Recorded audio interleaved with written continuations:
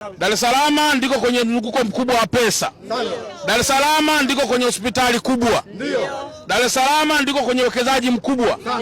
Kwa hiyo maandamano yetu yanapaswa pia kulinda huo uwekezaji wote ambao nchi imekushafanya. Kwa sababu mtoto wako wewe na mtoto wangu mimi na wewe pia tutafaidika na huo uwekezaji wote kwa pamoja. Tukipaharibu Dar es Salaam hatuna mahali pa kukimbilia. Kwa hiyo Mheshimiwa Rais wa Jamhuri ya Muungano wa Tanzania pamoja pia na viongozi wote wamesema waacha watu waandamane wafikishe ujumbe wao panapostahili.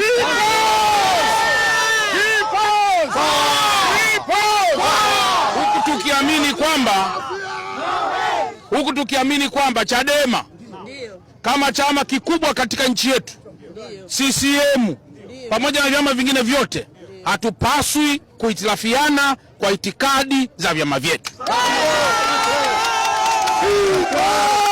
Kwa hiyo na mimi mkuu wenu wa mkoa naendelea kufanya usafi. Na kwa sababu saa hizi kuna mlipuko mkubwa wa magonjwa, tunaendelea kufanya usafi, na nyinyi endeleeni kufikisha ujumbe kwa jamii mlioikusudia. Haya, asante sana.